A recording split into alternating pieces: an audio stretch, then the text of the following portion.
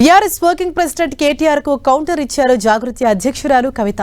తన మెడలో బీఆర్ఎస్ ఓటమిని వేయాలని చూస్తున్నారంటూ మండిపడ్డారు. కేటీఆర్ ట్వీట్ పై స్పందించిన ఆమె తాను జైల్లో ఉంటే కేసీఆర్ కానీ పార్టీ పెద్దలు కానీ ఒక్క ప్రెస్ మీట్ కూడా ఎందుకు పెట్టలేదని ప్రశ్నించారు. ఆ రోజు స్పందించి ఉంటే బీఆర్ఎస్ పార్టీకి ఈ గతి పట్టేది కాదన్నారు కవిత. తాను అరెస్ట్ కాకముందే తెలంగాణలో ఎన్నికలు వచ్చాయన్న ఆమె తనను బద్నాం చేస్తున్నారంటూ విమర్శించారు. మరో 2 నెలల్లో కొత్త పార్టీతో రాజకీయ శక్తిగా మారబోతున్నట్లు కవిత పేర్కొన్నారు.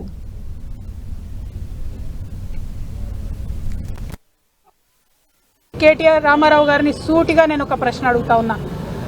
నా మీద కేసు పెట్టింది ఎందుకోసం? పార్టీ కోసం కాదా? ఈ మాట కేసీఆర్ గారు చెప్పలేదా?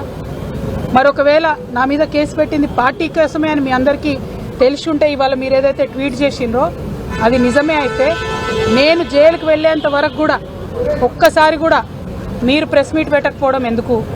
కేసీఆర్ గారు ప్రెస్ మీట్ పెట్టకపోవడం ఎందుకు? ఇంకా పెద్ద నాయకులు ఎవరు కూడా మాట్లాడకపోవడం ఎందుకు?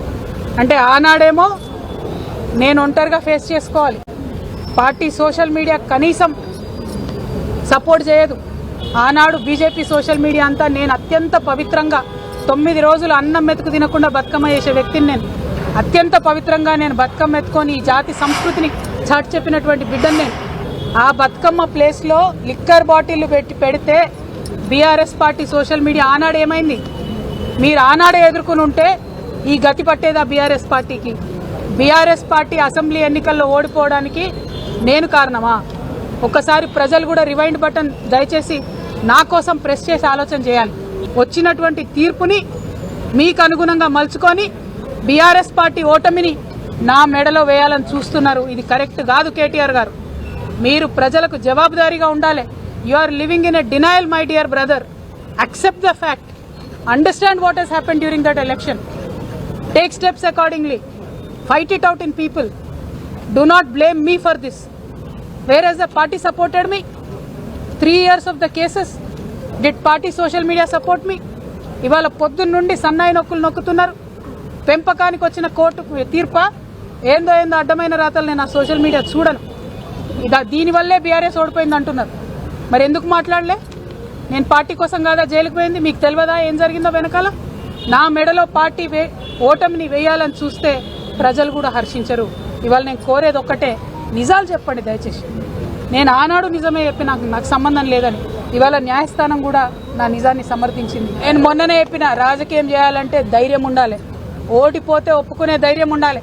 నిజామాబాద్లో నేను ఓడిపోయినాడు ఒకటే మాట చెప్పిన, ప్రజలు ఇచ్చిన ఏ తీర్పునైనా శిరసావిస్తా అని చెప్పిన తప్పితే కారణాలు వెతకలేదు. ఇవాళ వచ్చిన తీర్పుని దీనివల్లనే ఓడిపోయిందని చెప్తున్నారు.